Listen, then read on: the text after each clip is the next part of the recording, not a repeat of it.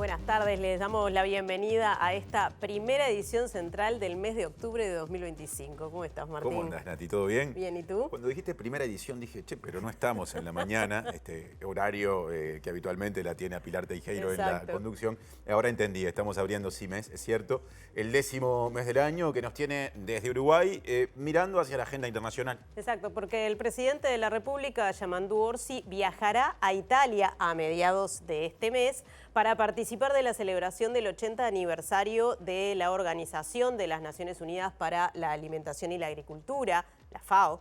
Orsi será el único mandatario de América Latina que hablará en el organismo internacional acerca de la problemática de la seguridad alimentaria en el acto del 16 de octubre, que es el Día Mundial de la Alimentación. Y bueno, el centro de este viaje va a ser la visita al Papa León XIV, según valoró este miércoles el ministro de Relaciones Exteriores, Mario Lubetkin. Orsi también se va a reunir en Roma con el presidente de Italia, Sergio Mattarella.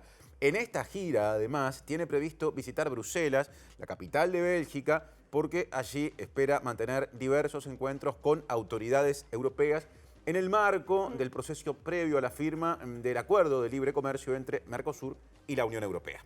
Bien, este es uno de los temas que desarrollaremos en esta edición. Hay mucho más. Ya repasamos los titulares.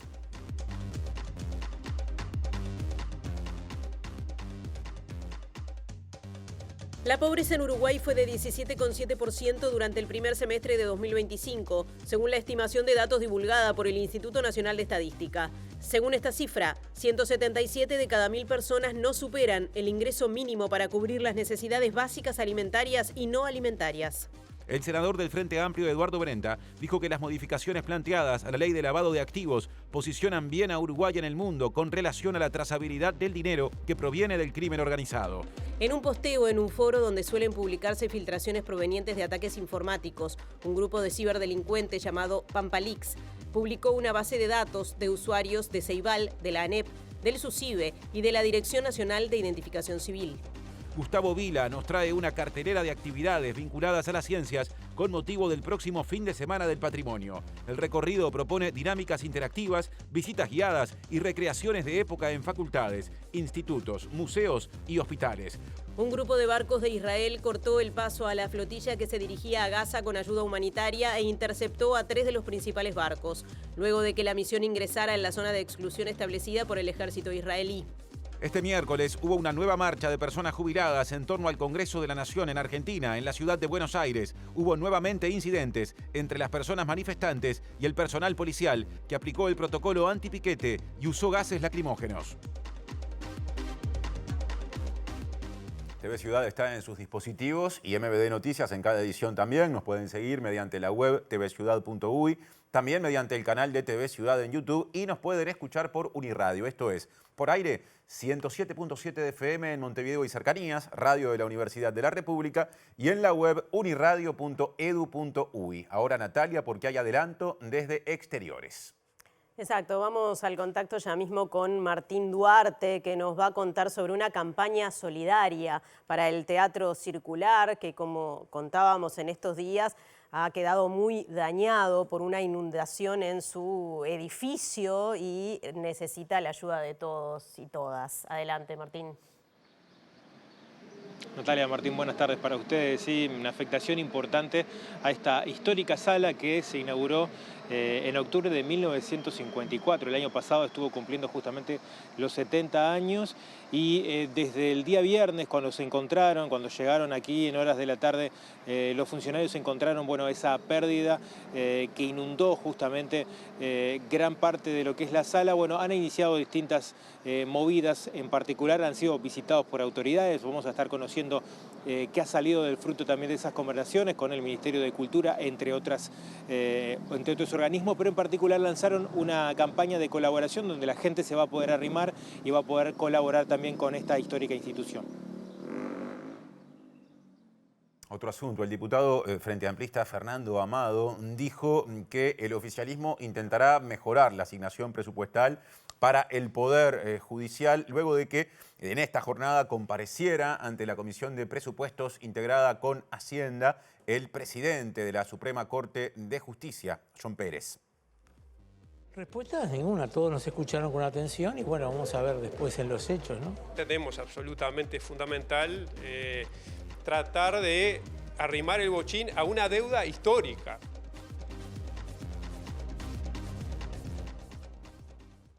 Desarrollo de la información. Comenzamos con nuestro tema de portada. El ministro de Relaciones Exteriores, Mario Lubetkin, confirmó que el presidente de la República, Yamandu Orsi, viajará a Italia y Bélgica en la segunda quincena de octubre para participar del aniversario número 80 de la Organización de las Naciones Unidas para la Alimentación y la Agricultura, la FAO, y además se reunirá con el presidente de Italia, Sergio Mattarella, y con el Papa León XIV. Y en el marco de la celebración o conmemoración de una nueva edición del Día Mundial de la Alimentación, Orsi va a ser el único mandatario latinoamericano que hablará en la sede del organismo, de la FAO, acerca de la seguridad alimentaria. Preparados para el viaje del presidente de la República, probablemente pasará por Bruselas para intercambiar algunas ideas sobre la Unión Europea y después, que es el centro de la visita, será recibido por el Papa, será recibido por el presidente de la República de Italia. Verá seguramente algunas grandes figuras que estarán en el 80 aniversario de la FAO, donde el presidente será el único presidente de América Latina que hablará en un tema que para nosotros es primordial. Uruguay es un país que tiene que jugar un gran rol en la seguridad alimentaria y nutricional. Uruguay es un país agroalimentario que tiene una capacidad notable. Por eso el presidente decidió estar allí, porque eso es un tema muy nuestro.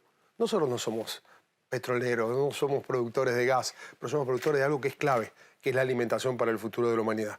Y por lo tanto, esa conferencia, junto al hecho de la visita al Papa y a las autoridades italianas, una marca muy importante en relación a la estrategia que estamos construyendo para el futuro.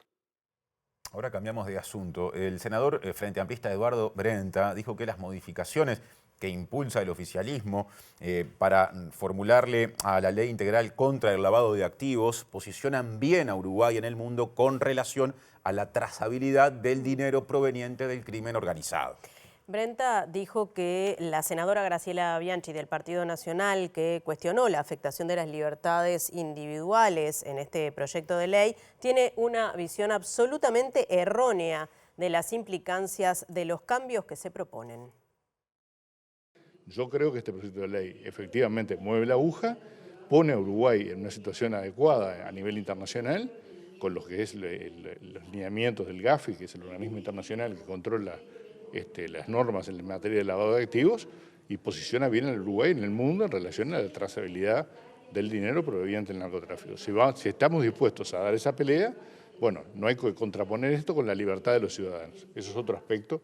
Y además el proyecto introduce más contralores en otros sectores que hoy no son sujetos obligados, y en ese sentido también creemos que aporta sustantivamente para que tengamos un férreo control del movimiento del dinero que proviene del narcotráfico. Veremos cuáles son las modificaciones que el Partido Nacional plantea, si es flexibilizar contralores. Bueno, nuestra línea es la contraria, digamos, es fortalecer los contralores en materia de narcotráfico y si son aspectos que tienen que ver con proteger a los ciudadanos, etcétera, bueno, no hay ningún problema en ese aspecto, vamos a considerar modificaciones. Consultado por los dichos de su colega blanca Graciela Bianchi, que definió como cortina de humo la necesidad planteada por el oficialismo de darle rápido trámite a la norma, Brenta dijo que la realidad dice todo lo contrario. Es una visión absolutamente errónea que está de alguna manera refutada por lo que los organismos internacionales que trabajan seriamente en este tema opinan. Entonces, me parece que darle a esto, minimizar el impacto que esto puede tener, de alguna manera es no considerar las herramientas que en el mundo se utilizan para el contralor del dinero proveniente del narcotráfico. Bien, seguimos en el Parlamento, pero ahora vamos al proyecto de ley de presupuesto. El diputado Conrado Rodríguez del Partido Colorado sostuvo que es bueno el cambio en el articulado que agrega la garantía de la intervención de la justicia para levantar el secreto bancario ante la solicitud de la Dirección General Impositiva, pero adelantó que buscará introducir modificaciones que aseguren el derecho de las y los contribuyentes a la intimidad patrimonial. Ahora pasamos siempre, repasando lo que dijo el legislador colorado, a otra modificación que ayer presentó como posibilidad del gobierno, la que tiene que ver con la forma o la manera de formular digamos, la puesta en práctica del impuesto mínimo complementario doméstico, también conocido como impuesto mínimo global. Dijo que pese a esas modificaciones, la eventual aplicación de ese tributo perforaría de cualquier forma a la ley de zonas francas y por ende sería contraria al desarrollo de inversiones.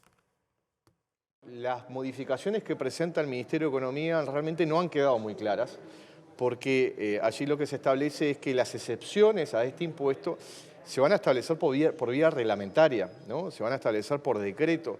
No nos parece bueno que se establezcan excepciones por decreto. Las excepciones del no cobro de este impuesto se tienen que establecer por ley. Allí algunas de esas excepciones pueden ser de recibo, pero lo que está claro es que van a haber empresas que están en zona franca que van a tener que pagar. Por lo tanto, hay una vulneración allí a lo que establece la ley. Concomitantemente con esto se trató el tema del secreto bancario y nosotros vimos con buenos ojos, así se lo dijimos al ministro de Economía, el cambio de postura del ministerio en cuanto ahora a agregar la garantía de un juez. El procedimiento por el cual tiene que tramitarse este asunto ante la justicia no quedó claro. En principio no hay noticia al demandado, cosa que nos preocupa. ¿Qué implica eso? Que la persona a la que se va a investigar sus cuentas no se entera que están siendo investigadas. Bueno, según lo informado en el día de ayer, en lo que nos presentaron, esa persona nunca se enteraría. No nos parece que sea algo que se pueda llevar adelante por determinados principios, incluso constitucionales, ¿no? Hay un tema de la debida defensa que siempre tiene que estar presente en este tipo de procesos y no se puede hacer una especie de pesquisa secreta sin que en ningún momento tenga conocimiento el titular de una cuenta. Entonces nosotros vamos a avanzar en cambios en este artículo, vamos a hablar con el oficialismo a ver si podemos introducirle algunos cambios.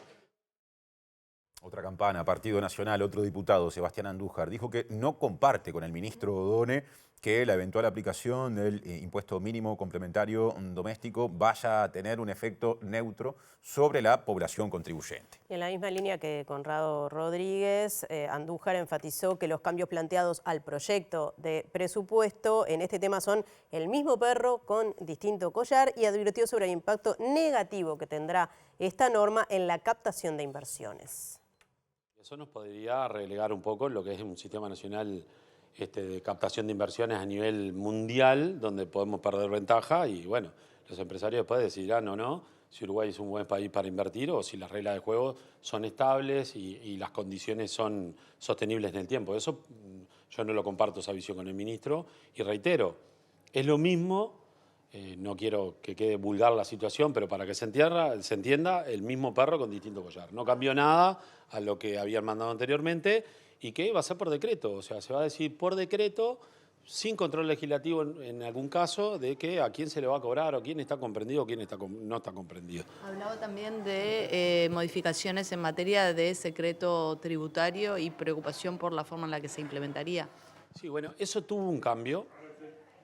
Quizás un cambio como para colmar el grito de la oposición con respecto a que el Poder Judicial se lo estaba desplazando, se lo está incluyendo, pero sigue siendo una propuesta muy incompleta, muy incompleta.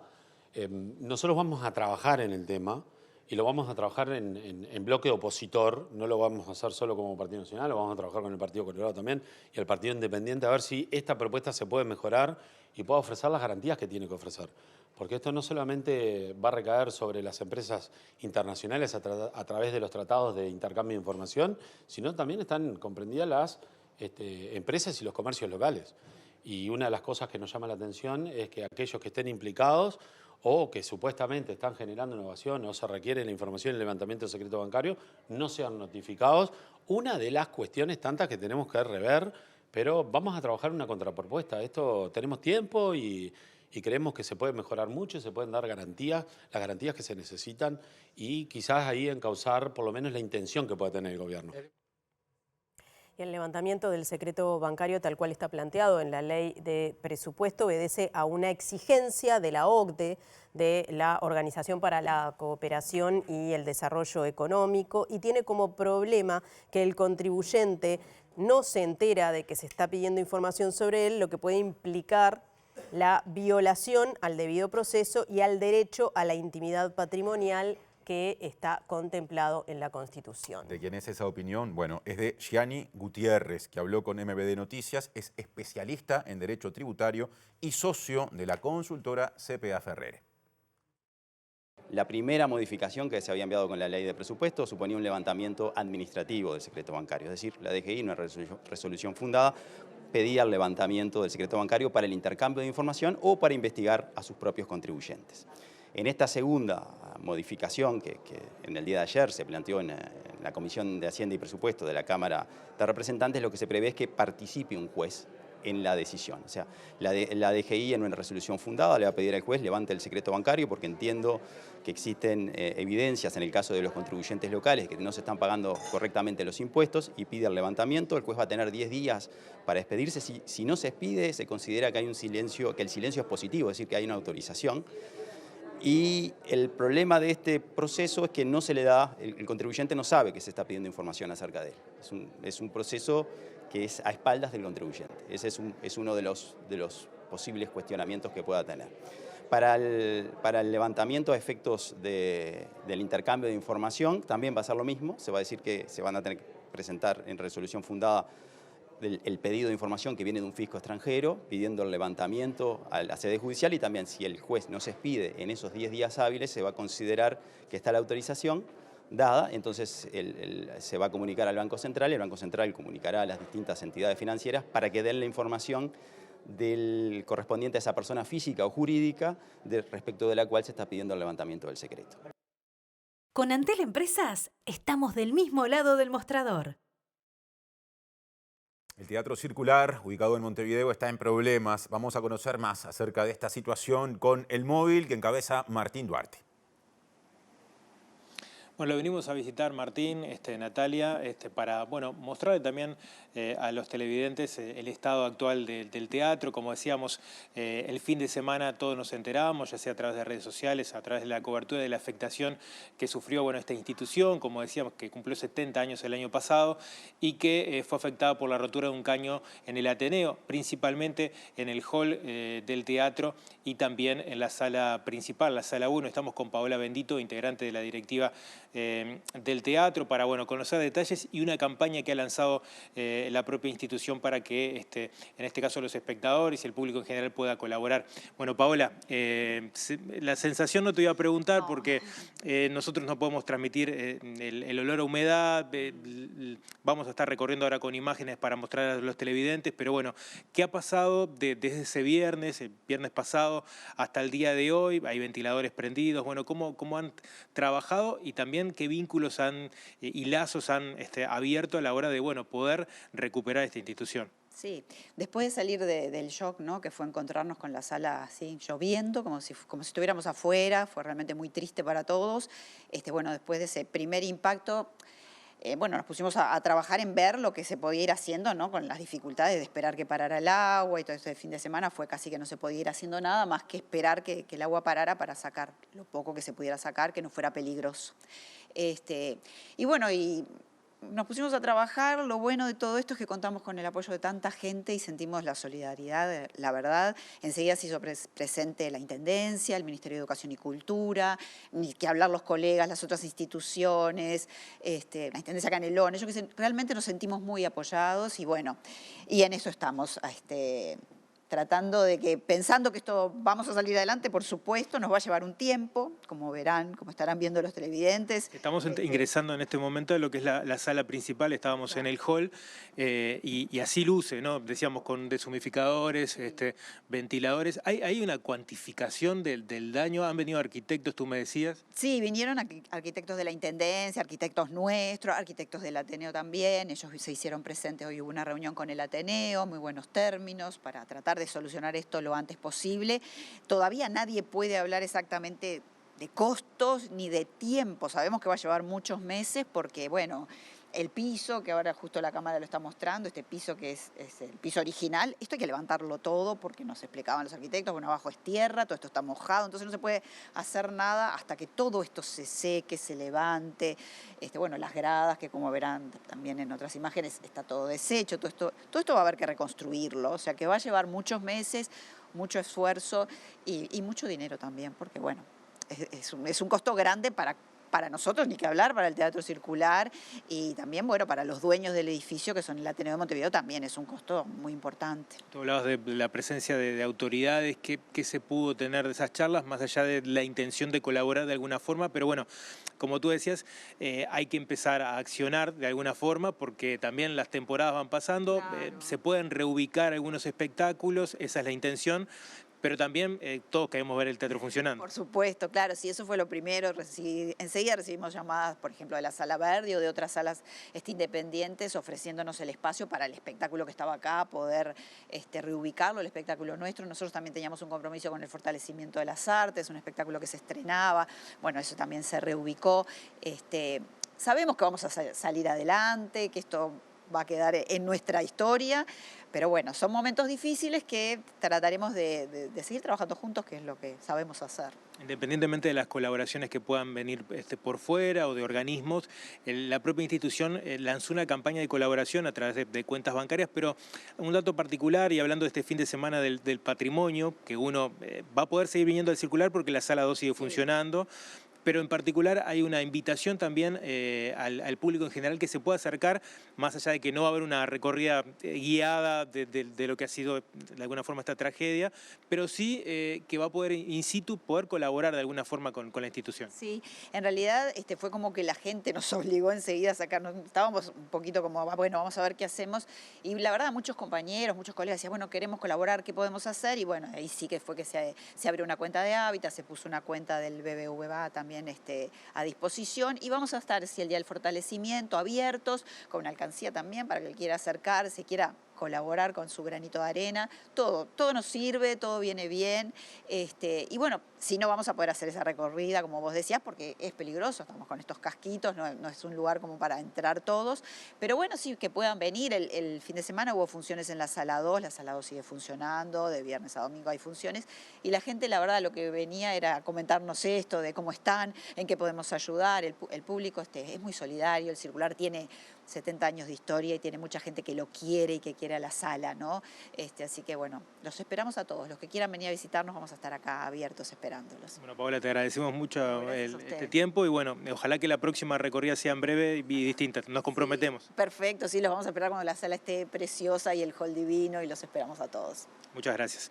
Bueno, compañero, hablando de campañas y de movidas de colaboración, vamos a conocer también una que está llevando adelante el Club Defensor Sporting, porque en este caso uno de sus jugadores de las inferiores, en particular, que está pasando por las distintas etapas de preselección de los juveniles, fue afectado también en su hogar. Fuimos a conversar con el presidente de las comisiones juveniles de Defensor Sporting y esto nos contaba. Nos informaron que el fin de semana pasado uno de los chiquilines de la 2012, que son de los que están en la captación de nuestro club, había sufrido el incendio de su vivienda y la del tío, mejor dicho, la del tío, y afectó su vivienda. Son chiquilines que no compiten por el club todavía, hacen su carrera de fútbol, por decirlo de una manera, y también tienen 2-3 veces en la semana las jornadas de captación, donde se van interiorizando, se van probando, van viendo cómo se entrena en el club, cómo entrenan los que después empiezan a competir en los campeonatos, y bueno, eso es lo que es la manera de formarlos. No hay uno de los que integre la familia del club que no se haya preocupado y que no haya puesto en estos pocos días un granito de arena para armar esto y empezar a juntar. Se va a juntar en el partido de mañana por Copa Uruguay, que somos locales.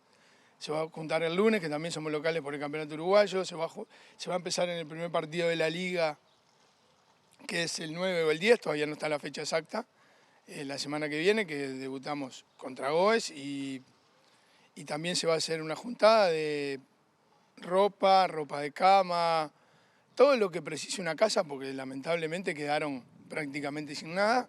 Nosotros en el club ahora estamos enfocados a la parte de ropa de cama, la ropa para el niño, porque Kevin tiene 4 primos de edades similares a la de él, entre 15 y 5 años, dos chiquilinas y 2 chiquilines, y estamos juntándole ropa para ellos, ropa de cama, y se va a hacer una juntada también de alimentos no perecederos para darle una mano a la familia, porque no tengo la mayor idea, pero supongo que deben precisar de lo que sea.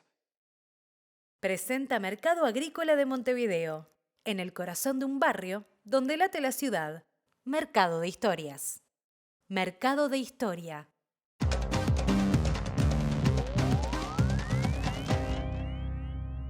¿Qué tal? Buenas tardes. Abrimos el capítulo internacional hablando de uno de los hechos del día, que fue la llegada de la flotilla de Global Sumud, o flotilla de la paz, como se le denomina, a la zona de intercepción por parte de Israel. Esta es una flotilla que había partido de Barcelona con ayuda humanitaria, que integra unos 30 barcos con personas de distintas nacionalidades. Israel ha comunicado que ha detenido a estas personas y que ya están siendo llevadas a un puerto israelí. La Cancillería uruguaya manifestó que ha estado en contacto casi que hasta último momento con 2 uruguayos que forman parte de este grupo que integra personas de unos 30 países aproximadamente y que está analizando junto a los demás países que tienen personas allí cuál es la actitud que van a tomar frente a esto que ha ocurrido en estas horas. Previamente a ello, MBD Noticias, a través de nuestra compañera Angie, estuvo comunicándose con una diputada argentina del Movimiento Socialista de los Trabajadores, Celeste Fierro,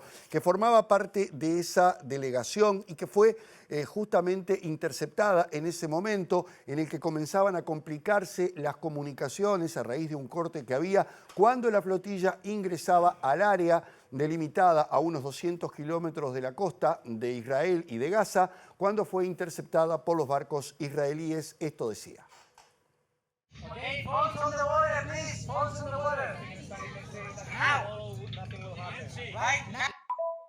Minutos antes, la activista comunicó a través de sus redes que estaban por ser interceptados. Ya nos están interceptando.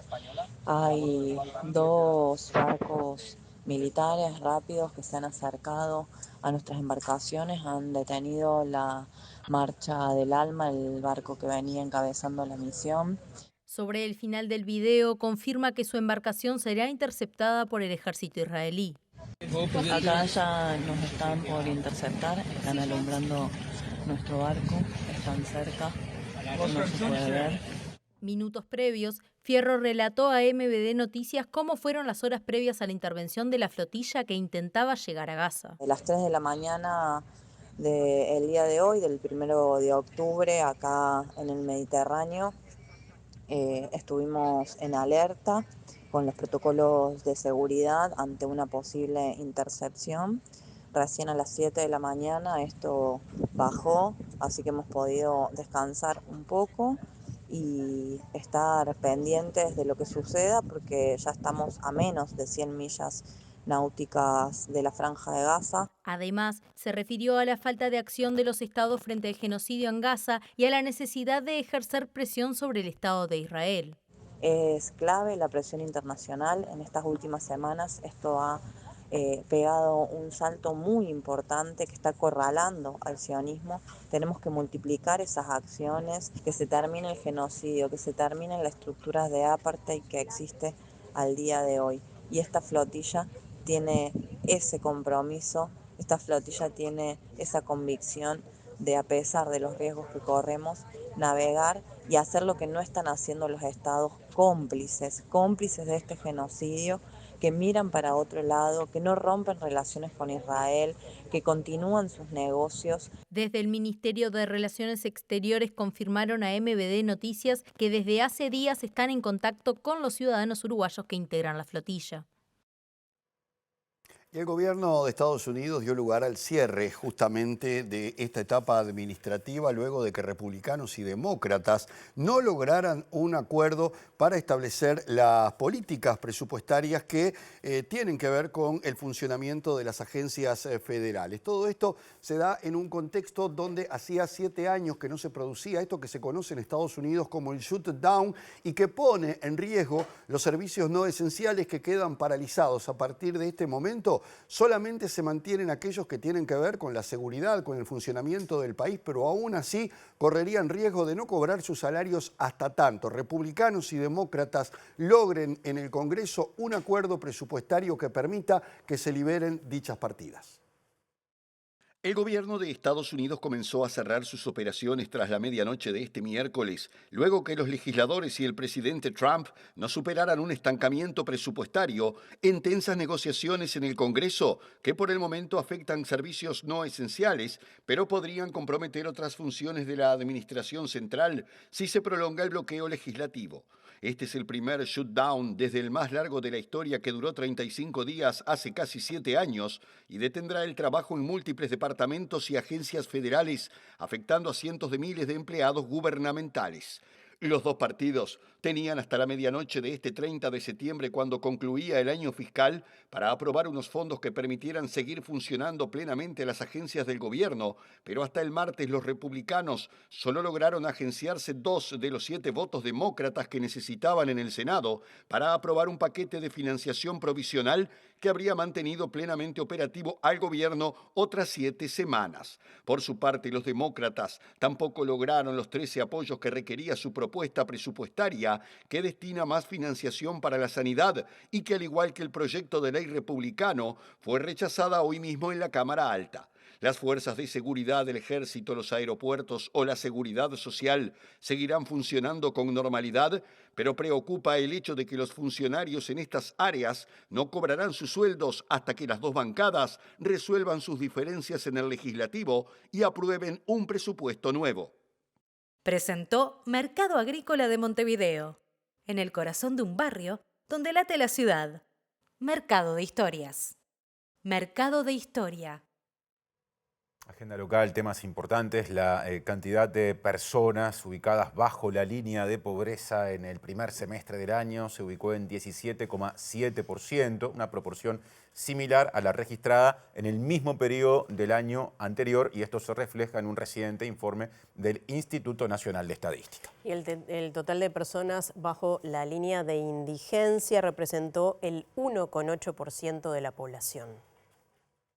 177 personas de cada 1000 no superan el ingreso mínimo para cubrir las necesidades básicas alimentarias y no alimentarias, según los datos del Instituto Nacional de Estadística para el primer semestre del año, estimados por el método de ingreso. El informe del instituto señala que la magnitud de los movimientos de los indicadores para el año 2024, el 18,2% de personas pobres en el primer semestre, se encuentra dentro del margen de error. Por tanto, no se puede afirmar que hayan existido cambios estadísticamente significativos respecto al año anterior. La incidencia de la pobreza, teniendo en cuenta los hogares, se estimó en 13,9%, implicando que de cada 1000 hogares, 139 se encuentran por debajo de la línea de pobreza. En tanto, las personas bajo la línea de indigencia representaron el 1,8% de la población el primer semestre del año, es decir, de cada 1000 personas del país, 18 no alcanzaron el ingreso mínimo previsto para cubrir las necesidades alimentarias básicas. Es el mismo guarismo que el registrado el primer semestre del 2024. Otro tema, el Plan Ceibal dio de baja temporalmente todas sus plataformas esta tarde en respuesta a un incidente de ciberseguridad, lo que se suma a una previa filtración de datos que afectó a esa institución, otros organismos públicos y una universidad privada. En un comunicado emitido este miércoles se expresó que las plataformas estarán sin funcionar mientras se trabaje para subsanar la situación más reciente. Este incidente se reportó 24 horas después de que se constatara una filtración de datos básicos de personas usuarias de la plataforma CREA, que se orienta a docentes. Con respecto a este hecho, el primero de los dos mencionados, Ceibal comunicó que ocurrió en el marco de otras vulneraciones a distintos organismos del Estado que ameritaron la intervención de la Agencia de Gobierno Electrónico y Sociedad de la Información y del Conocimiento, AGESIC. Diversas fuentes señalaron que el incidente reportado el martes abarcó a la ANEP, la Dirección Nacional de Identificación Civil del Ministerio del Interior y el Sistema Único de Cobro de Ingresos Vehiculares, y también a la universidad privada Ort. Según la diaria, los datos de personas usuarias de la plataforma CREA fueron publicados en el foro Dark Forums, donde suelen difundirse filtraciones provenientes de ataques informáticos. Además, el observador atribuyó la publicación al grupo Pampalix, que ya se había atribuido la obtención de bases de datos y la concreción de hackeos a organismos públicos. ¿Qué opina la ex vicepresidenta Lucía Topolansky con respecto a algunos de los hechos políticos más notorios y recientes? Bueno, lo sabremos a continuación porque presentamos otro móvil que lo tiene ya pronto a Diego Martini. ¿Cómo andas, Diego?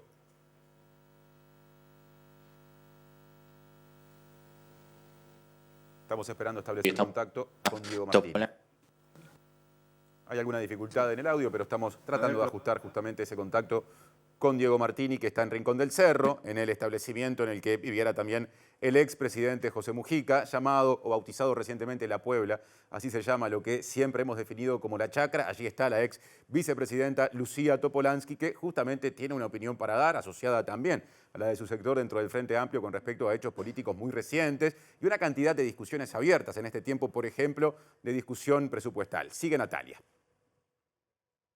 Mientras ajustamos esos detalles técnicos, les vamos contando que la Junta Departamental de Montevideo está analizando el proyecto de rendición de cuentas 2024, que será aprobado únicamente con los votos del Frente Amplio. La oposición cuestiona lo que define como gastos excesivos de la Intendencia en el periodo anterior, mientras que el oficialismo sostiene que el déficit se explica por la inversión social en la pandemia, la crisis hídrica y los recortes del gobierno del expresidente Luis Lacalle Pou, que es el reflejo de una muy mala gestión de la Intendencia de Montevideo. Estamos en un déficit histórico.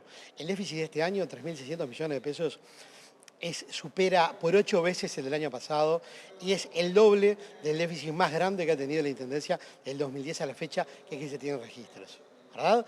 Y eso lamentablemente no se transformó, esos excesos de gastos no se transformaron en mejoras a los vecinos, en obras, sino que fueron consecuencias de excesos que hizo la Intendencia de Montevideo. La Intendencia, por ejemplo, explica parte de esos gastos originalmente lo hacían en lo que yo decía, en el ahogamiento de los ingresos que deberían proveer el Gobierno Nacional, y cuando acá, por esta rendición de cuentas, llamamos a la directora de Recursos Financieros, nos reconoció que solo el 2,6% del déficit es consecuencia de los recursos que pasaba o no pasaba el Gobierno Nacional. La realidad, se sobregastó, se ejecutó mucho más de lo que tenía previsto y se dejó un Montevideo endeudado, sin obras y con excesos. Desde el Frente Amplio rechazaron estas apreciaciones, ya que entienden que el gobierno departamental tuvo que suplir falencias del gobierno nacional en la pandemia y por la crisis hídrica del 2023. Afrontamos un gasto que tiene que ver principalmente con el tema de la pandemia, con la crisis hídrica y con los recortes a nivel nacional por parte del gobierno. En ese sentido, la Intendencia del Frente Amplio cumplió con el programa del Frente, valga la redundancia, siguió apostando por las políticas sociales. Cuando se dio la crisis de la pandemia, bueno, recordar el apoyo de la Intendencia, a las ollas populares, a las policlínicas, con el contexto de la crisis hídrica, apoyar lo que tuvo que ver con el apoyo a los productores, que quedaron muchos en una situación muy crítica, apostando con la donación de semillas, con el tema de recursos, herramientas, creando pozos de agua. Entonces, en un contexto de recesión económica, sin el apoyo del Gobierno Nacional y sosteniendo un programa con una fuerte base social, bueno, es esperable que no haber tenido superávit, pero lejos está de una situación caótica como plantea la oposición, ¿no? Seguimos con la agenda de Montevideo porque el senador nacionalista Martín Lema le pidió al intendente de Montevideo, Mario Vergara, que se garantice la calidad del agua en las playas de Montevideo y que se tomen medidas urgentes para evitar que esto genere perjuicios a la salud. Recordó que en noviembre pasado se había denunciado que las playas de Pocitos, Buceo y Santa Catalina habían superado en ocasiones el límite máximo de las bacterias conocidas como enterococos. En la temporada pasada hubo experiencias que eran experiencias bastante desagradables, en donde se conocieron casos de nadadores que salieron intoxicados después de hacer uso de las playas. En otros casos había valores que no estaban dentro de los parámetros exigidos y los autorizados. y esto genera obviamente un riesgo en la salud de las personas que usen las playas, y por eso entendemos que no hay que llegar al problema y que el problema explote para tomar medidas. Las aguas de saneamiento que van a la planta de pretratamiento, una gran parte de Punta Carretas, ahí se aplica una metodología poco intensiva. Se separa lo líquido de lo sólido. Lo sólido va a Felipe Cardoso, lo líquido se arroja a 2,5 kilómetros de la costa a través del colector. Pero ese colector que está a 2,5 kilómetros o que derrama 2,5 kilómetros tiene fisuras. Esto hace que antes de la distancia prudente haya un contacto con las aguas residuales de las aguas servidas de saneamiento. La planta de pretratamiento, que es poco intensiva, que lleva décadas, ¿va a seguir así? ¿O se va a buscar una metodología mucho más intensiva y moderna que no requiera arrojar las aguas a 2,5 kilómetros de la costa? Eso es una decisión que las autoridades tienen que tomar. Si no toman mejorar la planta de pretratamiento, ¿qué van a hacer con el colector? Un colector que del año 2009 hay artículos de prensa sobre las fisuras. ¿Ese colector se va a arreglar o se va a dejar que se filtren las aguas residuales de las aguas servidas del saneamiento? Son todas medidas que la administración tiene que tomar. Presenta Asociación de Funcionarios Portuarios. Hacete socio y accederás a beneficios exclusivos como colonia de vacaciones, préstamos, servicios de la salud, tienda online con precios exclusivos y mucho más. Ahora retomamos la agenda nacional y volvemos a Rincón del Cerro con Diego Martini. Adelante, Diego. Bien, compañeros, ahora sí, tras solucionar ese inconveniente técnico, venimos hasta la chacra de Rincón del Cerro a hablar con Lucía Topolansky, ex vicepresidenta, ex senadora, a quien le agradecemos por estos minutos y por aguardarnos. Topolansky, ¿cómo ve la situación del país? ¿Cómo el sistema político también se unió en torno a lo que pasó con la fiscal de Corte, Mónica Ferrero? Me pareció muy bueno que el sistema político haya reaccionado como reaccionó.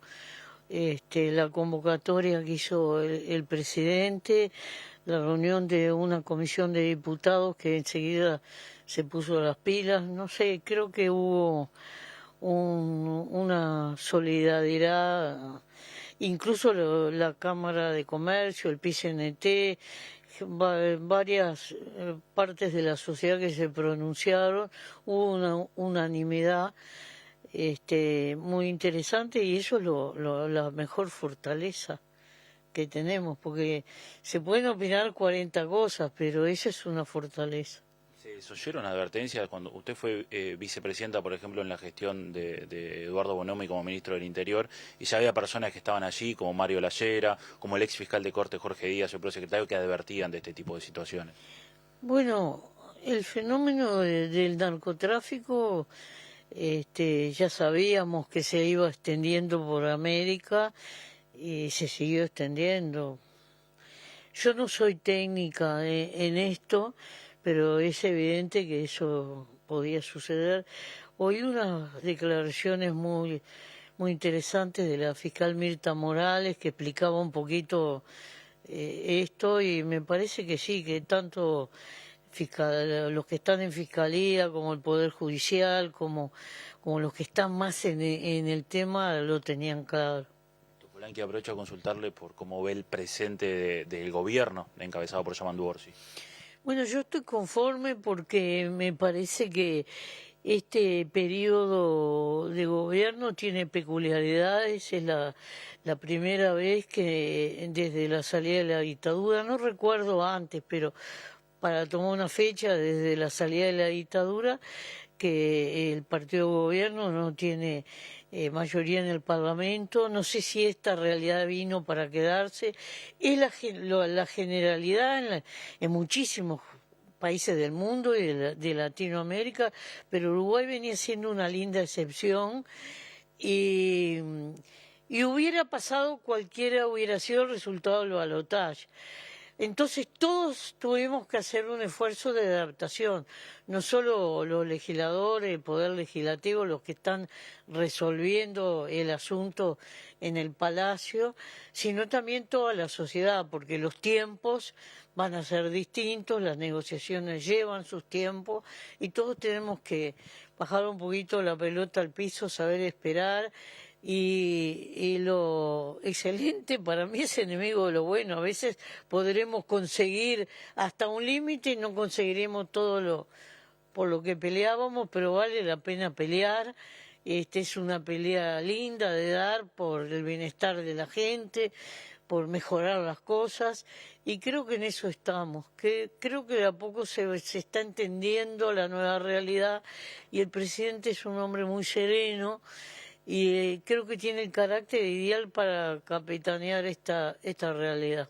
Usted estuvo mucho tiempo en el Parlamento, manejó mucho el tema presupuesto. De hecho, hasta ahora le hacen alguna consulta puntual a modo general. ¿Cómo ve cómo se ha manejado este presupuesto y qué opina de que no se haya llegado, por ejemplo, al 6% en la educación? Bueno, eso no es... los programas no son una cantidad de conceptos que uno va tildando y dice, hice esto, llegué, cumplí todo, soy el rey del gofio. No, los programas son rumbos, voy para ahí. Y tender a el 6% es lo que dice el programa, tender a. Si te comes el tender a, entendés otra cosa. Primera precisión. Segunda, después del programa está el plan de gobierno, que tenía una prioridad muy clara, y la sigue teniendo, que es la primera infancia. Bueno, cuando termine el resultado del proceso parlamentario, vamos a empezar a sumar todos los ámbitos donde está desplegada la educación. Que no es solo la Universidad de la República, ni solo la UTEC, ni solo secundaria, ni solo la UTU, ni solo primaria, ni solo los CAIF, ni los ECAF, educación policial, educación militar, la educación que ahora se pone en las cárceles, todo lo que sea educación hay que sumarlo, porque eso es lo que compone. Yo sé que hay gente que tiene otra mirada, pero educación es una cosa demasiado importante para reducirla a que es acá y acá nada más. Sigue siendo educación, educación, educación, como decía Mujica. Sí, eso es un concepto. Ese sigue siendo un concepto válido e importante porque estamos en el siglo del conocimiento. Entonces, por ejemplo, la formación tiene que ser permanente porque cada 5 minutos nos quedamos ignorantes. Eso tiene una parte que es de voluntad. Y, por ejemplo, a mí, de todo lo que se está discutiendo en este tiempo, se está informando, me preocupa el ausentismo, que el otro día se informó. Y, por otro lado, por ejemplo, pienso que tenemos un organismo extraordinario que ya cumplió su papel, pero que ahora hay que potenciarlo, que es el INEFOP, es educación también. Ese organismo tiene que ser de formación permanente, tengas o no tengas trabajo. Y tiene que ser después de carácter moralmente, si no querés poner que sea obligatorio, para mí sería lo ideal, por lo menos moralmente obligatorio. Porque vos tenés que progresar en tu trabajo que va a ir cambiando. Al incorporar tecnología, vos tenés que estar cambiando junto con la tecnología para poder seguir habitando ese lugar laboral y porque puede aparecer nuevas oportunidades y porque si lo perdés estás mucho más cerca de conseguir otros y ya estás capacitado. Te conviene por donde lo mires y tiene ejes.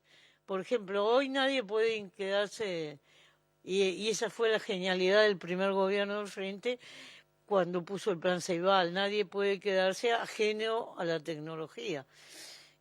Pero ahora es mucho más que Ceibal, es Ceibal, inteligencia artificial, ainda más. Aprovecho a consultarle, para ir cerrando, por algunas críticas que han surgido a nivel interno del Frente Amplio en torno a que el gobierno de Orsi o el gobierno en general no ha tendido hacia la izquierda y no ha tendido hacia una sensibilidad de izquierda, y también aprovecho a consultarle por el no pronunciamiento del gobierno de Yamandu Orsi de lo que está sucediendo entre Israel y Palestina, que muchos dentro del Frente Amplio consideran que es un genocidio.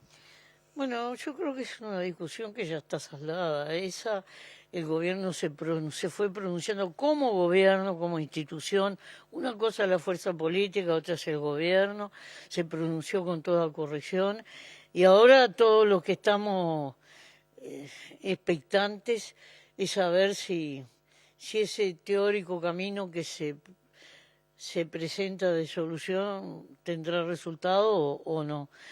Yo creo que tendría que hablar con esos compañeros, seguramente ahora vendrán muchas conversaciones, pero primero empecemos por definir qué entendemos cada uno de izquierda. Capaz que la postura más de izquierda es la más cautelosa en algunas oportunidades. A veces no es con declaraciones que se solucionan problemas, ni me puedo quedar muy contento, pero capaz que no muevo 1 milímetro la aguja de la realidad, yo qué sé. Yo soy muy cauta, pero yo creo que es eso que yo te decía al principio. Los tiempos son lentos, porque tenemos tenemos una nueva realidad. Y los tiempos parlamentarios parece que no, y más en un momento que se discute presupuesto, condicionan. Entonces yo estoy apurado por saber si el inciso en el que estoy o lo planteado allí ya se resolvió, y bueno, vas a tener que esperar. No es ya.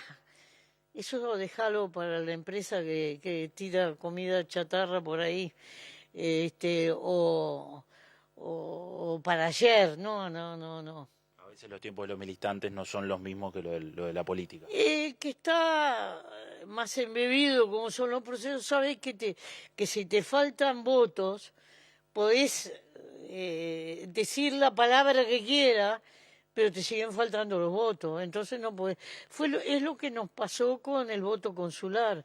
Nosotros no pudimos en 15 años conseguir la mayoría especial.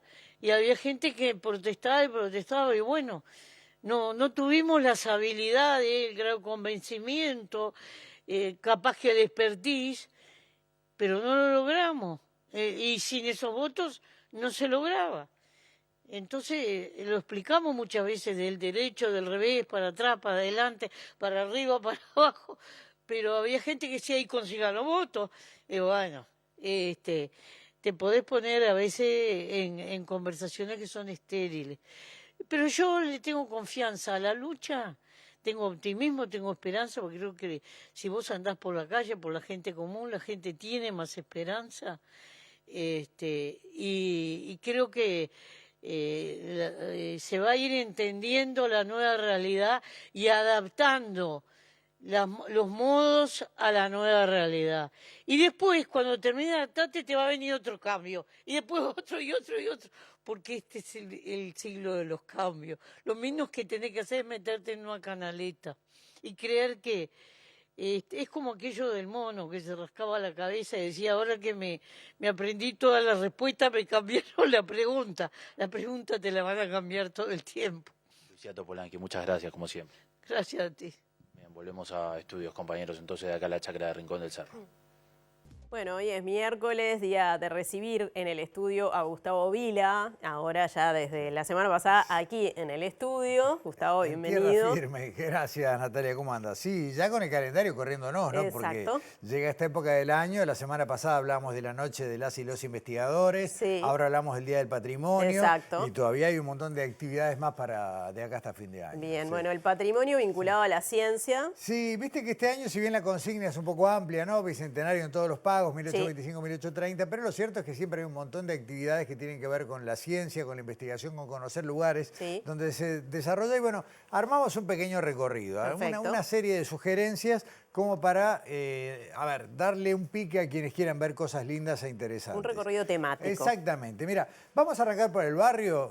Hay un problema geográfico tremendo porque hablan de barrio Goes, pero en realidad todavía es barrio La Aguada. Es Aguada o Goes, ¿dónde Claro, estamos? ahí cerquita del Palacio Legislativo, al lado de la Plaza 1 de Mayo. Sí. Y arrancamos por la Facultad de Química. Tiene actividades solamente el día sábado, porque viste que hay lugares que abren sábado y domingo y otros solo el sábado. entre las 10 y las 17. Por un lado habrá en Facultad de Química visitas guiadas al edificio patrimonial, que es el del viejo Instituto de Química. Sí. Habrá también stands científicos, están buenísimos. Ya el año pasado se hicieron un montón, prácticamente todo el jardín del frente de facultad se llena de stands con mucha posibilidad de interacción, de hacer experimentos y demás. Están muy buenos, vale la pena darse una vuelta, sobre todo si hay adolescentes, niñas, niños. Acá estamos viendo los laboratorios. Sí, exactamente, estos son los laboratorios del edificio viejo de facultad, exactamente. Y hay una charla con este tema del Bicentenario, es a las 4 de la tarde. Sean los orientales tan ilustrados como buenos comensales. Ah, mira. Tal el nombre de la charla, habla de una rama muy valiosa de la química, que es la que tiene que ver con los alimentos, con la nutrición y demás. Así que bueno, tiene un poco de historia, un poco de ciencia. 4 de la tarde en Facultad de Química. Si van antes, se entretienen con lo que hay en el patio. O, y ya pasamos a la vereda del frente, pueden arrancar, por ejemplo, con Facultad de Medicina. Perfecto. Que Otro tiene, edificio hermoso. Exacto. Facultad de Medicina abre sábado y domingo. ¿Está? Sábado 4, domingo 5, de 10:30 a 18 horas. Y acá me voy a permitir hacer una recomendación personal, porque hay algo que se anuncia que va a estar habilitado y yo te aseguro que se ve muy pocas veces. Y es el Museo de Anatomía. ¿Lo conoces? Sí, lo conozco. Decime si no vale la pena aprovechar. Sí, claro que sí, por supuesto. Así que nada, habrá recorridos guiados también por Facultad de Medicina. Las visitas están programadas a las 11, a las 14 y a las 17. Y bueno, obviamente se conocerá el valor arquitectónico. Recordemos que está cumpliendo 150 años este año la Facultad de Medicina. El edificio es un poquito más nuevo y están además en medio de una campaña de recolección de fondos para restaurar algunas áreas del edificio, por ejemplo el salón de actos y la biblioteca, que están sumamente deteriorados. Sí, pero es un edificio viejo que requiere dinero, mucho dinero para mantenerse, igual que Facultad de Química. Exacto, ¿verdad? sí. La diferencia es que en Facultad de Química no hay en este momento áreas cerradas para el uso, como sí lo es, por ejemplo, el salón de actos de medicina, que por riesgo de derrumbe está inhabilitado. Una pena porque claro. es impresionante. No, ese es una lugar. belleza, totalmente. Y el proyecto de restauración es alucinante, pero bueno, hace falta una cantidad muy importante de dinero. Bueno, terminamos con esta zona ahí en el entorno del Palacio Legislativo de la Aguada y nos vamos al Parque Valle. Tercera recomendación, Instituto de Higiene. Va a celebrar otro instituto que cumplió años este año, en este caso 130, veníamos de los 150 de Medicina, 130 Higiene. Va a abrir el sábado de 11 de la mañana a 18. El eje de la jornada es la muestra de lo que es la contribución a la salud pública uruguaya desde el Instituto de Higiene. Habrá una exposición, una recreación histórica en la que se va a mostrar cómo era un laboratorio científico de principios del siglo XX. Bueno. Y esto no es una restauración así nomás, porque son todos equipos e instrumentos que están en el instituto desde aquella época, que se han mantenido muy bien. Otro lugar que si tienen oportunidad estaría buenísimo que lo visitaran, porque es impresionante también el Instituto Aparte de Higiene. Es un edificio que si vos lo mirás, si tomás cierta perspectiva, entendés por qué Mariano Arana siempre lo destacaba como uno de los edificios más lindos de Montevideo desde el punto de vista arquitectónico. Sí, claro que sí. Y alguien que acá me estoy metiendo donde no entiendo, pero decía que es un gran ejemplo de esta arquitectura brutalista que estuvo tan en boga cuando fue el estreno de la película, que después fue, no me acuerdo si fue nominada al Oscar o ganó El Brutalista, que era la historia de un arquitecto que impuso este estilo. No me acuerdo si ganó. Bueno, sí, yo tampoco, pero bueno.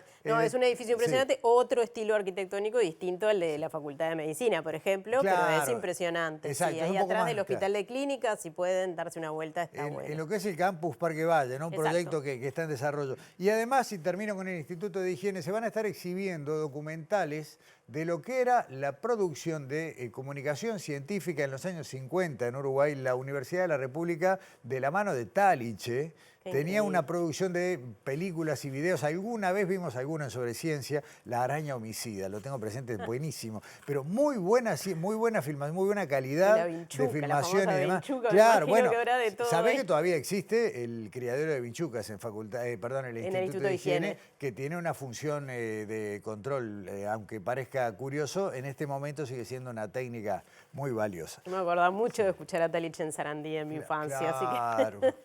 Bueno, Sí. nos movemos por Avenida Italia, ya que llegamos al Instituto de Higiene, que sabemos que está al frente del Estadio Centenario. Nos vamos ahora para el Instituto de Investigaciones Biológicas, doctor Clemente Estable, que tiene su 25º IPSE abierto. Es una actividad preciosa, muy disfrutable, que además de tener puertas abiertas para recorrer el Clemente Estable, nos va a proponer algunos stands interactivos sobre neurociencia, genómica y biodiversidad, y también charlas de divulgación sobre, por ejemplo, el origen del instituto, fauna silvestre y humanos, y para que ya sigo por acá, va a haber espectáculos de murga, de danza también, el cierre en el jardín, y me está faltando, Uruguay Sub-200, porque hay investigadoras de Clemente Estable que estuvieron a bordo, Claudia Piccini fundamentalmente, y que va a estar dando una charla el sábado a las 5:30 de la tarde. Perfecto. ¿Está? Lindo. No termina... Lindo para hacer la recorrida por esa zona. Claro, por eso te llevo por ahí, y si no, vamos para otro lado de Montevideo, pero no muy lejos, el Museo Nacional de Historia Natural, allí en calle Miguelete, la ex cárcel Miguelete, abre puertas sábado y domingo, sábado de 13 a 19, el domingo de 11 a 17, un poco más temprano.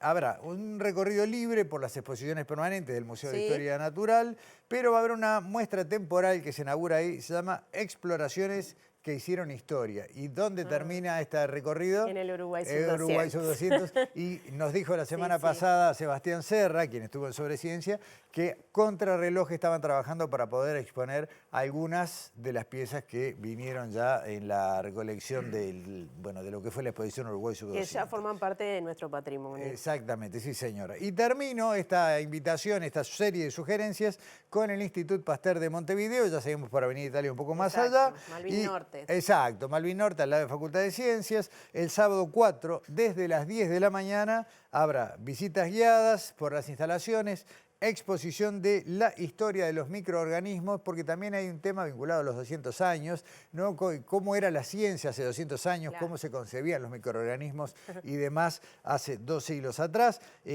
Las visitas guiadas están disponibles de 10 a 15 y además hay algunas actividades que requieren inscripción previa. Bingo científico a las 11. Mesa redonda vocacional dirigida a jóvenes a las 14 y la obra de títeres El Hormiguero, que es a las 15:30 y la protagonizan también científicas y científicos del Institut Pasteur. Me gusta lo de la orientación, a ver si se motiva, ¿no? A ir por ese lado. Exactamente. Cada vez más. Y voy a sumar una por mi cuenta, además, pero ya es por los límites de la ciudad de Montevideo. Si no lo hiciste nunca, hacelo, el recorrido por el sendero Mainumbí, que lo organiza el CIRAT, que es el Centro de Interpretación Regional, Arqueológica y Territorial, que funciona sobre todo en la zona del entorno del río Santa Lucía, San José, el límite de Montevideo, ahora se ha extendido hasta Colonia. Es un sendero que mezcla interpretación de paisaje, flora y fauna nativa, arqueología con la puesta en escena de una excavación arqueológica completa. No tengo los horarios acá, es en Camino Melilla, está la información en la guía del patrimonio, es el sábado y si pueden lo recomiendo porque es una experiencia divina. Y están los humedales por ahí también. Es que todo el recorrido tenés una vista desde lo alto de los humedales, aparte no salís de Montevideo y te parece que estás en el medio del campo. Bueno, excelente. muy bien. Así que nada, ahí van algunas recomendaciones para el Día del Patrimonio. Muy bien, muchas gracias, Gustavo. Gracias a ustedes, nos vemos la semana que viene. Les dejamos un montón de material. Hasta la semana que viene, ya sigue Martín. Les cuento que el nuevo embajador de la Unión Europea en Uruguay, Petros Mavromichalis, dijo que aún no hay fecha para la firma del tratado comercial de libre comercio entre el Mercosur y el bloque europeo, pero destacó su optimismo en el sentido de que se produzca a la brevedad. Luego de presentar sus cartas credenciales ante el presidente de la República, Yamandu Orsi, dijo el diplomático que espera ver la puesta en marcha de los aspectos comerciales de este acuerdo durante su gestión. La relación que tenemos entre la Unión Europea y Uruguay es una relación muy rica, muy buena, muy profunda. También con el acuerdo que hemos firmado, que vamos a firmar en breve con Mercosur, que va a profundizar todavía estos lazos, y entonces mi expectativa es reforzar esta relación tan rica y apoyar en Uruguay en todos sus esfuerzos. Y espero ver durante mi mandato la entrada en vigor provisional, por lo menos, de los aspectos comerciales de nuestro nuevo acuerdo. Yo creo que hay una voluntad de parte de la Unión Europea, de sus instituciones, andar adelante. Luego somos una organización democrática de 27 Estados miembros, cada uno tiene su posición, cada uno tiene sus intereses, pero es una labor que hemos emprendido de convencer a todos y cada uno de la importancia de este acuerdo y de la relación entre Mercosur y la Unión Europea. ¿Hay fecha para esa firma? No hay fechas todavía, pero estamos trabajando para conseguirlo en cuanto antes.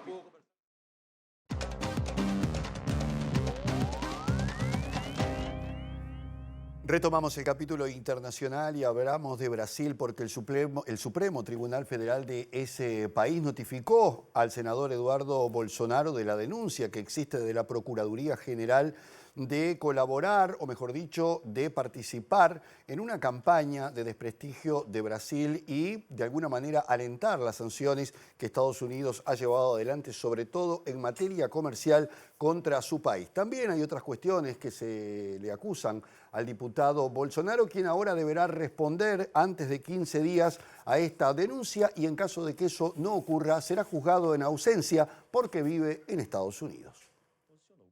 El juez del Supremo Tribunal Federal, Alexandre de Moraes, ponente de la denuncia, ordenó que se notificara al congresista mediante un aviso público y una vez publicada la citación, el congresista tendrá 15 días para reconocer la acusación y si no responde, podrá ser juzgado en ausencia por la Corte Suprema.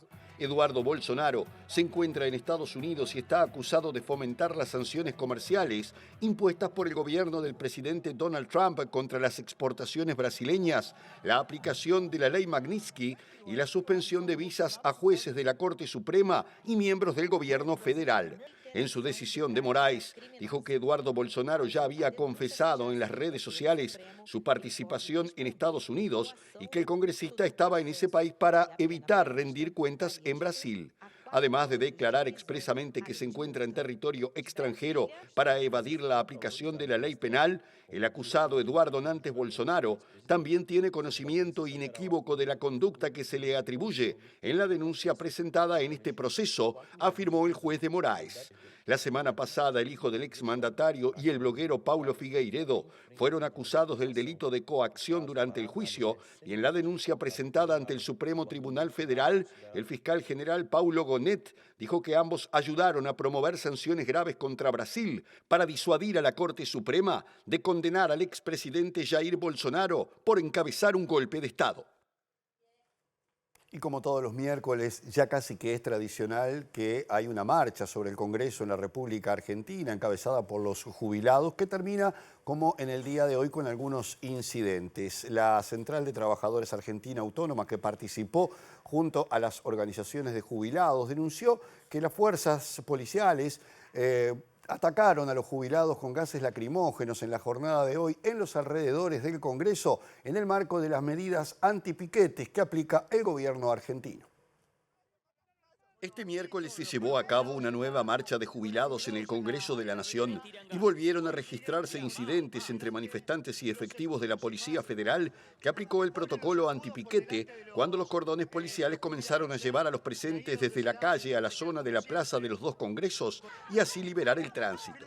Ante la resistencia y los enfrentamientos verbales con los manifestantes, los gendarmes comenzaron a lanzar gas pimienta contra algunos de los presentes, imágenes que mostraron a algunos de los afectados que no podían abrir sus ojos y tenían que ser atendidos por los profesionales de primeros auxilios que están siempre en el lugar. Los principales espacios gremiales y agrupaciones de jubilados presentes en la movilización repudiaron el accionar policial e insistieron en el carácter pacífico de la protesta, mientras que desde la Central de Trabajadores de la Argentina Autónoma se difundió en redes sociales el llamado a congregarse por nuestros derechos contra la represión y en defensa de la democracia, mencionando de forma explícita el rechazo al accionar de las fuerzas de seguridad sobre los manifestantes y la crítica a la actual gestión presidencial. Según los convocantes, el acto no solo buscó reclamar mejoras urgentes para los ingresos de los jubilados, sino también expresar oposición a las políticas de ajuste impulsadas por la administración de Javier Milei. y se lanzó el mes de las personas mayores con el fin de promover la capacitación y fortalecer campañas de sensibilización para cambiar prejuicios y mitos sobre la vejez. A propósito de estos temas, la Red Nacional de Organizaciones de Personas Mayores solicitó ser recibida por el presidente de la República, Yamandu Orsi. Este año, la consigna es la voz de las personas mayores transforma realidades. Reivindicamos el cumplimiento del compromiso con las personas mayores firmado por el presidente profesor Yamandu Orsi cuando era candidato al cargo y que se nos conceda la entrevista pedida con tal fin a principios de julio pasado. Es necesario y justo destacar las necesidades impostergables de muchos miles de personas mayores en materia de precariedad de ingresos, derecho a la vivienda de calidad aceptable, acceso a atención médica en tiempos razonables y con aporte de medicamentos suficientes, acceso a la atención de geriatría y salud mental y también la accesibilidad al sistema judicial. La directora del Instituto Nacional de Personas Mayores explicó que habrá más de 45 actividades en todo el país durante el mes de octubre y están trabajando en la elaboración del tercer plan de envejecimiento y vejez. Dentro de los problemas y las necesidades que tenemos es ampliar el dispositivo de atención a las situaciones de violencia, abuso y maltrato a todo el país. Al día de hoy es metropolitano, entonces fortalecer eso, fortalecer el equipo de regulación con la estrategia de fiscalizar los establecimientos de larga estadía y llegar a más y que haya más establecimientos con certificación social. Entonces tenemos una línea de trabajo en ese sentido y después un programa incubadora para pensar soluciones habitacionales alternativas. Cambiamos de tema, les contamos que el Senado aprobó por unanimidad esta mañana una declaración que condena el atentado sufrido por la fiscal de corte subrogante Mónica Ferrero durante la madrugada del domingo y que además expresa solidaridad con ella y con su familia. En este marco, la senadora Graciela Bianchi del Partido Nacional dijo que le pareció excelente y muy sensato el posicionamiento del presidente de la República, Yamandu Orsi, con respecto a no hablar en este momento del nombramiento de la nueva figura de fiscal de corte. Muy buenas. Yo siempre digo que cuando Yamandu se plantan determinadas cosas, no tengo ningún problema en respaldarlo. Me pareció excelente lo que dijo, fue una lección a todos. No es momento de hablar de nombramiento de fiscales. Y lo dijo de una manera muy sensata. Sin embargo, hay líderes de la oposición que dicen que no hay que mezclar esto. Me pareció muy bien, ese Yamandu. Lo quisiera a veces un poco más firme en otras cosas. ¿Está presupuestada Ferrero? No, yo no entro en eso, yo no dije eso. Yo lo único que dije que había que respaldarla, sin saber lo que pensaba Yamandu, yo no me pronuncié en ese sentido. Es lo que dice el presidente, no es momento de hablar de esos temas. Yo creo que si en algo tenemos que aportar, y más con una fiscalía que está trabajando en forma muy seria e independiente. Yo lo que quiero que quede claro, por eso me gustaron mucho las opiniones del presidente, no solamente porque son de principio, sino porque además esta fiscal, que pocos la conocíamos, sabíamos de su existencia pero no la conocíamos y tuvimos oportunidad de hablar con ella en la Comisión de Asuntos Administrativos, es absolutamente independiente.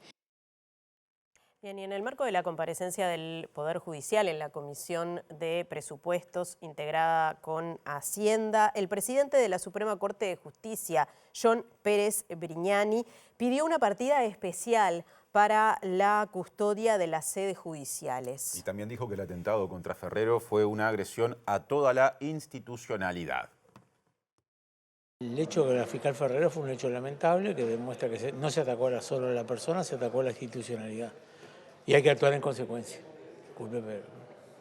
Bien, le hago la última consulta. Usted hablaba sobre las custodias policiales que tienen algunos de los jueces. ¿Qué tan habitual es esto y qué otras medidas se pueden tomar? No, los que tienen custodia policial son los jueces de crimen organizado. Los demás, las oficinas no tienen prácticamente, son muy pocas las que tienen custodia. Y es importante tomar custodias en las oficinas porque pasan muchos hechos y hay que evitarlos. ¿Se prendieron las alertas a raíz de lo ocurrido en el Poder Judicial? ¿Cómo se han manifestado? Lo venimos reclamando, es uno de los pedidos dentro del presupuesto. ¿Cuál dice usted? Que se aumente, que se ponga un rubro para custodias en las sedes. Bueno, y antes de irnos repasamos, como es costumbre, los datos del tiempo. El pronóstico elaborado por Inumet para las próximas 48 horas. Empiezo repasando lo previsto para mañana, para este jueves, para Montevideo y el área metropolitana. Por la mañana se espera que el cielo esté nuboso, con periodos de cubierto y además que haya neblinas.